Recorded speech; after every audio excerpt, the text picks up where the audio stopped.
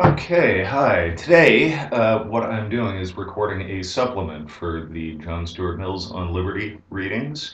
I'm pretty happy with my earlier video on utility and the first section of On Liberty, but I thought I would start off by backtracking a little bit and relating it to the Michael Sandel video that I've posted as a supplement. About the two-thirds mark on the Sandel video, there was a student question, what about minorities? Right? And it really was an excellent question. And I've been thinking it through in terms and introducing it to my on-campus students in terms of, let's say I'm a utilitarian doctor, right? And you walk in to my hospital with a boo-boo on your finger that needs some sort of attention. Only thing is, I am a utilitarian doctor with 5 patients down the hall that all need organ transplants, right?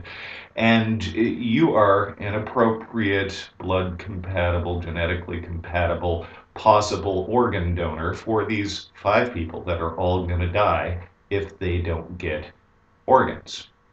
And I start sizing up your nice pink organs. Right? So the principle of utility holds that we should pursue the greatest good for the greatest number. Well, do the math. If I'm a utilitarian doctor, the greatest good for you is to keep your organs, but the greatest good for all of these 5 people is that I chloroform you, knock you out, harvest your organs, you die. That's one, right? But then 5 people wind up living, right? So that's sort of a neat calculation, and it really does seem to provide the greatest good for the greatest number. But immediately we get that sick feeling in the pit of our stomach. Wait, wait, wait. What about my rights? What about my liberties? Right? That's the purpose of this book. Right? What Mill wants to do is impose what he calls a practical limit on the principle of utility. And what's more, what he's doing is he's building it out of the principle of utility itself. Right? So, as we saw in the brief section on the first section of On Liberty, what Mill is concerned with is the tyranny of the larger or louder part over the minorities, right, or the quieter parts of civilization, right? So, what happens if you're just plain old outvoted, right? Tyranny is tyranny, plain and simple. So, what Mill is doing is making a case for liberty, a utilitarian case for liberty, with the practical limit applied to the principle of utility, namely that principle of harm. And if memory serves, page 9 of your book, he introduces that principle of harm, which it should be thundering through your head. The object of this essay is to assert one very simple principle as entitled to govern absolutely in the dealings of society with the individual in the way of compulsion and control, whether the means used be physical force in the form of legal penalties or the moral coercion of public opinion. That principle is the sole end for which mankind are warranted individually or collectively in interfering with the liberty of action of any of their number is self-protection. That the only purpose for which power can be rightfully exercised over any member of a civilized community against his will is to prevent harm to others. Now you might say, wait, where'd the principle of utility go? Why is there this overriding principle? Over on page 10, he mentions that I regard utility as the ultimate appeal on all ethical questions, but it must be utility in the largest sense, grounded in the permanent interests of man as a progressive being. So what he's doing is presenting, well, as we saw, pleasure and pain as our sovereign masters, right? And if the notion of pleasure and pain, generally utility, the maximization of pleasure and the minimization of pain, benefit over harm, is going to be the principle that guides utility, right? Then we have to give a certain weight, a certain value to the individual and their pleasures and their pain. So he has not abandoned the principle of utility here. What he's done, he thinks, is strengthened it. And over on page 11 over to 12, he adds these three essential human liberties. The first is the domain of consciousness, which we'll discuss today in terms of the liberty of thought and discussion. This is going to be a dialogue on freedom of speech, and we'll see, taking a look at his justifications for his position, they are grounded in this principle of utility. Second is the liberty of taste and pursuits, of framing your life plan to suit your life, to suit your own character, which I've already done to death. I know, you don't need to hear this again. And thirdly is a combination among individuals. Right? So realistically, these three essential liberties, when they are ignored, when there are transgressions of them, that sort of thing, what Mill wants to do is claim that in terms of utility, in its largest, most progressive, sort of most substantive sense, right? When these principles or these liberties are violated, it is productive of harm. All right, so yeah, why don't we just jump into the liberty of thought discussion? Now, he's interested in discussing this notion of freedom of speech and liberty of the press. He tells us in the first sentence, the time, it is hoped, is gone where any defense would be necessary of the liberty of the press as one of the securities against corrupted or tyrannical government. No argument, we may suppose, can now be needed against permitting legislature or executive not identified in the interest with the people to prescribe opinions to them and determine what doctrines or what arguments they shall be allowed to hear. Right? So we would hope that this argument doesn't even need to be made, but still, there's a footnote there. There's an interesting trial case that came where basically the government had started persecuting journalists. Right? And in our own times, we can think of journalists being prosecuted in this manner for letting loose with secrets that might provide some form of harm to the society as a whole, right? So what Mill wants to do is make explicit his position with regard to liberty of thought and discussion, that it is essential and absolute. And like I say, he's going to do this on utilitarian grounds. So over on page 16, if all of mankind minus one were of one opinion, and only one person were of that contrary opinion, mankind would be no more justified in silencing that one person than he, that one person, if he had the power, would be justified in silencing mankind. And he starts off by presenting us with what he calls two hypotheses,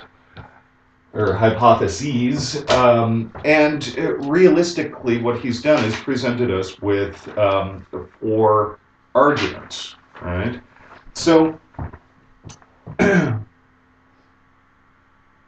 basically, we're only taking a look at one of these essential human liberties here just to get a sense of how Mill is justifying his position with regard to them. Laying out the extent of human liberties just by extension, right? This section offers basically what Mill calls two lines of argument, but 1 and 2 are related, and 3 and 4 are related. Right? So there are subsections of each of these lines of argument. Right? I've named these general lines of argument the assumption of infallibility argument and the utility of dialectic argument, respectively. You might not find that online if you go looking for it. These are my terms. This is just how I like to explain it.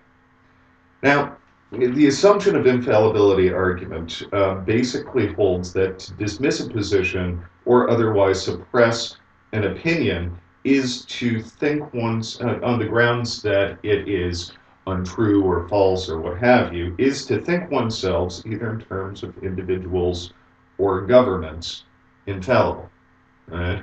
So to suppress somebody's opinion, to deny them the right to think and discuss what they're thinking about, right, either privately or in terms of government control, right, is to think yourself infallible, right? Now, this should be pretty obvious to us because history repeatedly shows us that individuals, experts, prevailing opinions held by the masses and by governments can and do. All of these people hold positions which are just plain wrong-headed. Right?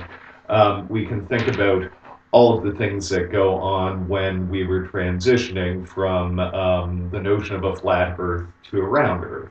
Right? Lots of people were executed when we were transitioning from the notion of the Earth being in the center of the universe to the notion of the sun being in the center of the universe, right? And then from our solar system being the center of the universe to just some sort of unfashionable Western wing, to quote Douglas Adams to a certain extent. Lots of people were nailed to trees, lots of people were imprisoned, their liberties taken from them for merely holding a position which seemed just plain wrong-headed.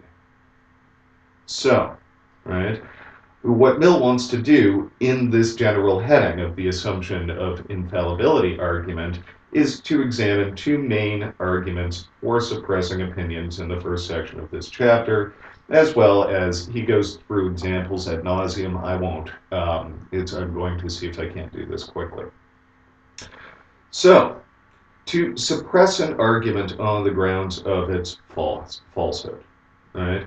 These grounds are based on Mill's account of this, claims that the grounds for suppressing an argument because it's false are based on the misguided assumption that the authority establishing the falsehood is infallible.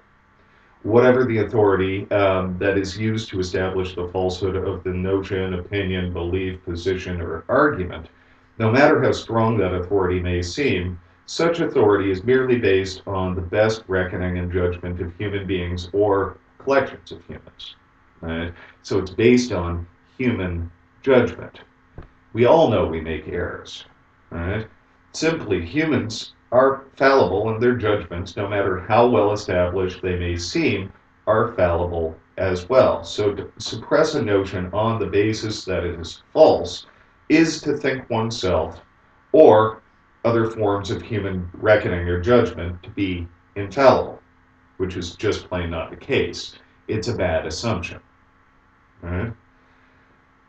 Moreover, to protect a notion or belief or opinion or position or argument from criticism on the basis that it is self-evident or the truth content, on the basis of its self-evidence or truth content is dumb, right?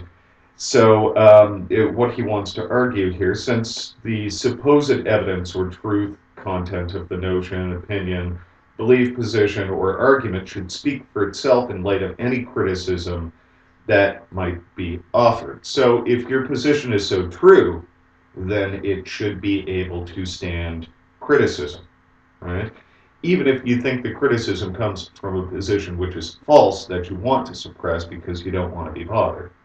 Right? So to suppress an argument on the grounds that it's false is to deny oneself the benefit of, and there's a good, strong utilitarian world benefit of the outcomes of challenging and strengthening of the argument, which are produced which are productive of the most potent forms of truth production. Right? So when you question even a belief that is so self-evidently true, that questioning actually strengthens the argument as it defends itself. Right?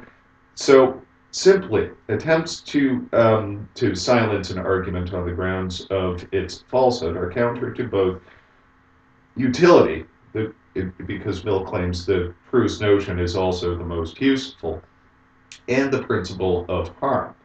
That is, to deny others the opportunity to produce the most useful notions is to harm them, right? So what he's done with this first of 4 lines of argument is that if you're assuming that you have the truth and the argument that you're being presented with is just false, so you want to suppress it. Don't even argue that. You're crazy. You flattered society believers, right?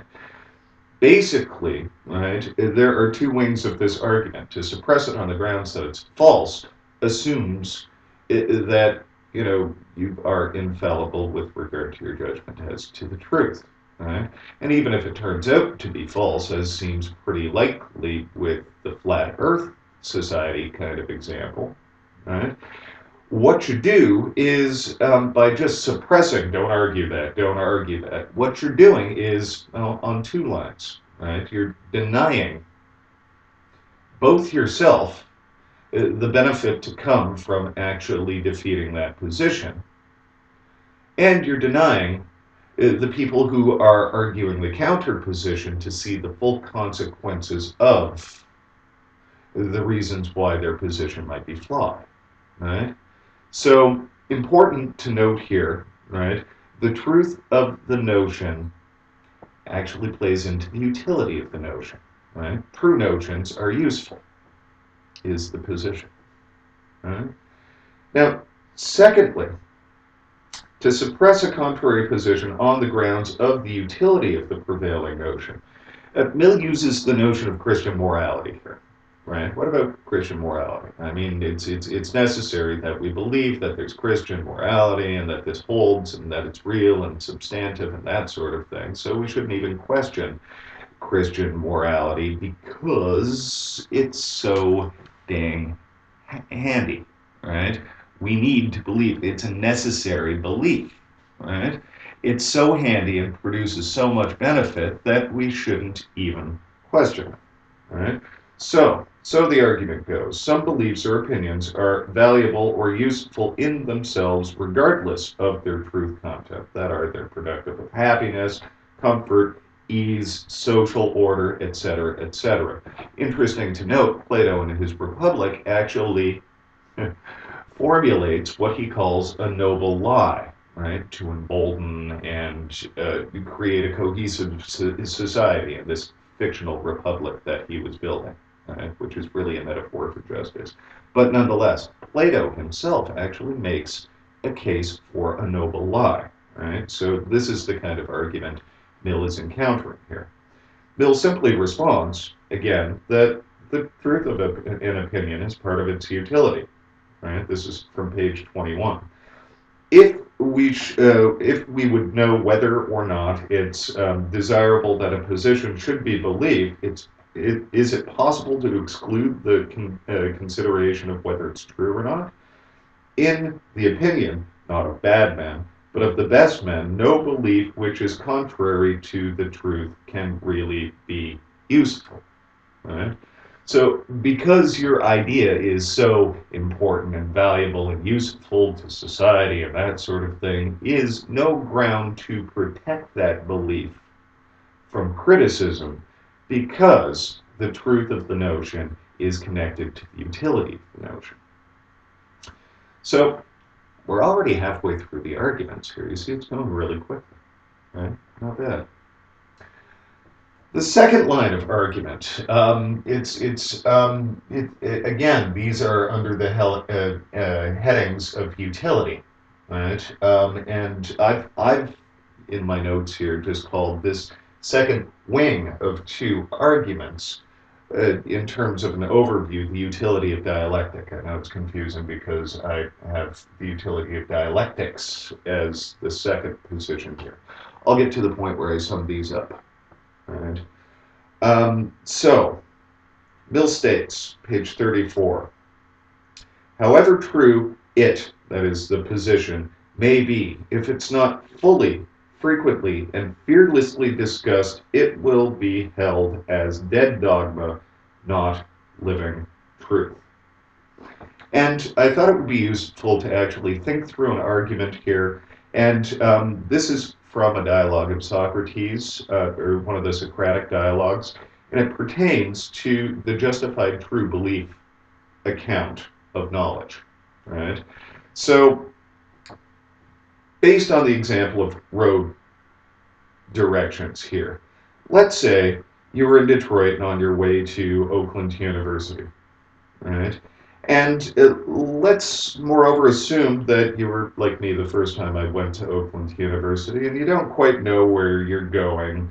And when you get to I-75, you've got some options, right? You don't know whether to take I-75 north or I-75 south from Detroit to get to OU, right?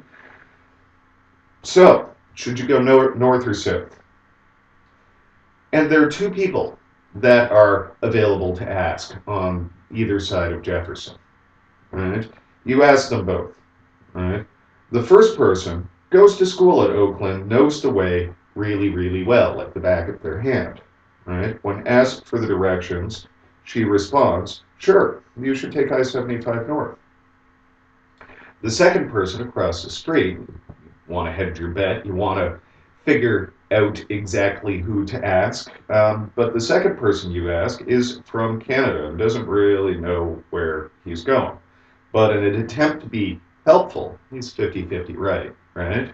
He responds, sure, you should take I-75 north. Right? So you get the same directions from both people. One person actually knows where he's going or she's going, and the second person, he doesn't really have a clue, but just basically makes a guess, and by chance comes up with the right conclusion. So both have a belief. Both beliefs are true. Both beliefs get you to the same place.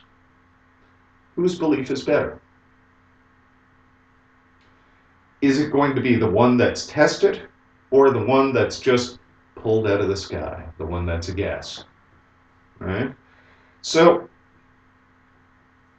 what Mill wants to claim is something similar to what Socrates was claiming. The truth of a belief or opinion is not enough. Beliefs and opinions must be tested in order to remain vital. Right? Also, the dialectic of argumentation improves or strengthens even true beliefs. At any rate, it can't hurt. Right? So what Mill wants to claim is that there is a certain use value, a certain benefit to be gained from even debating about true beliefs. Right? In the first line of argument, in points 1 and 2 here, the assumption of infallibility, and the idea that an error can contain a portion of the truth, right? What we were doing is assuming, right, that the idea was false. In this line of argument, Mill says, let's assume the belief is true, right? And in fact, is there still value to debating even a true belief? Right? So Mill discusses one more case, right, where you've got two beliefs that are both to some extent true. Mill points out the need of a dissenting third opinion to supply the rest of the truth in this case. Right? Now, this is similar to what I once argued in a paper. It's a theorist by the name of Hegel and a theorist by the name of Kierkegaard.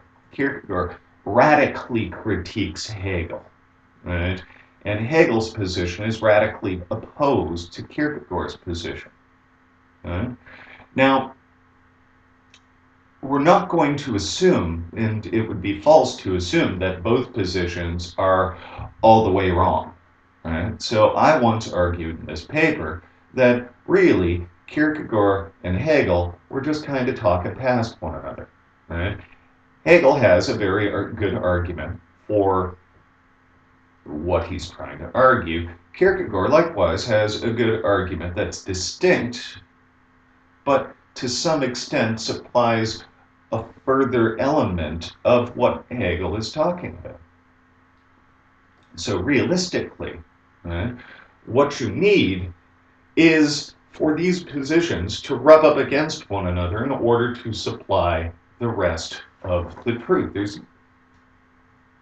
I argue here, and what Mill is arguing here is compatible with this, there is a certain utility, a certain benefit to arrive, right, from a position and a position colliding with one another. Both are true, but a new truth comes out as a result of their collision. How many scientific breakthroughs have come through as a result of that? So Mill has given us basically four positions, which he sums up in the following manner. Let me just pull out the page reference for you here. It's a very good summary. You must be really enjoying this after the Kant material. It's on page 50. Right? He states, we have now recognized the necessity to mental well-being of mankind, on which all of their other well-being depends, of freedom of opinion, freedom of the expression of opinion on four distinct grounds, which we will now briefly recapitulate. So it's great. He gives us a summary. It's nice. I've got them there, but I'll read from the book instead. It's better to get it from the horse's mouth. First, if any opinion is compelled to silence, that opinion may, for aught we can certainly know, be true. To deny this is to assume our own infallibility. So, one, the assumption of infallibility argument. Secondly, though the silenced opinion be an error, it may very well, it may and very commonly does contain a portion of the truth. And since the general or prevailing opinion on any subject is rarely or never the whole truth, it's only by the collision of adverse opinions that the remainder of the truth has any chance of being supplied. So that's cool. Thirdly, even if the received opinion be not true, but the whole truth, unless it is suffered to be and actually is vigorously and earnestly contested, it will be, by most of those who receive it, be held in the manner of prejudice with little comprehension or feeling of its rational grounds. So, right, there's utility to justification. Right? When you justify your beliefs, you supply added grounds, you strengthen them. Right? Even if your belief is the truth, even if I-75 North is the right answer, it's better to have the reasons, right, as a result of that. Otherwise, you just have some sort of vague true belief that in the end gets you where you're going, but can't really count as knowledge. Right? And not only this, but fourthly, the meaning of the doctrine itself will be in danger of being lost or enfeebled and deprived of its vital effect on the character and conduct, the dogma becoming more a mere formal profession, ineffectuous for good, but cumbering the ground and preventing the growth of any real and heartfelt conviction from reason or personal experience. Right? So the dialectic kind of activity, in fact, not only strengthens, but brings present to mind and sensibility the various kinds of judgments that are grounded on truth. Right? So even, right, if your position is so powerful, so so grounded in the truth, right? Discussing it is what makes it vital, present to mind, brings it to the sensibilities, and enlivens the lived benefit of the idea. Again, benefit, utility, right? So in the last couple of pages, what Mill does is addresses one final point. Right? And I've nicknamed it, what about bad behavior argument? What happens if you've got people who are just being facetious or sarcastic or sophistic or like The Daily Show or something along those lines, right? How do should you not censor bad behavior in argument, right? What Mill wants to claim here is that really to censor this kind of bad behavior in argument, frequently what you would be censoring is the bad behaviors of the people that hold the prevailing opinion. Right? So people get sarcastic and sardonic and sophistic with their arguments, generally when they hold the prevailing position. Right? So, realistically, right, the worst that is going to come from this bad behavior, right, is offense. Mill states, this is quite good, I thought. Right? I think experience, bottom of 50 over to 51. I think experience testifies that this offense is given whenever the attack is telling and powerful, and that every opponent who pushes them hard and whom they find it difficult to answer appears to them, if he shows any strong feeling on the subject, an intemperate opponent. But this, though an important consideration in practical point of view, merges with a more fundamental obligation. Undoubtedly, the manner of asserting an opinion, even though it be a true one, may be very objectionable and may justly incur severe censure. But the principal offenses of this kind are such as it is mostly impossible, unless by accidental self-betrayal, to bring home to conviction. The gravest of them is to argue sophistically, to suppress facts and arguments, to misstate the elements of the case, or misinterpret the opposite opinion. But all this, even to the most aggravated degree, is so continually done in perfect good faith by persons who are not considered and in many other respects may not deserve to be considered ignorant or incompetent, that it is rarely possible on adequate grounds conscientiously to stamp the misinterpretation as morally culpable, and still less could law presume to interfere with this kind of controversial misconduct, right? So what Mill wants to, like, even if your arguer is offensive to you, if they're being sarcastic or belittling your position or misrepresenting it, right? What Mill wants to argue is that dialectics ought, and the utility of the truth value of an opinion ought be able to push through all of this bad behavior. And what's more, we wind up doing more harm than good by censoring these notions, right? So there are 4 positions plus 1, right? What about bad behavior in an argument? Still, we're not warranted in censoring that kind of bad behavior. Realistically, we do more harm than good when we censor bad behavior in an argument, just like when we silence an opinion because, well, it's just plain wrong. We don't have the right because, realistically, that assumption assumes, we make the assumption that we're infallible when we do that. Right? And what's more, even if the position's wrong, it may contain some sort of portion of the truth which is beneficial. Right? What about even if your position is true?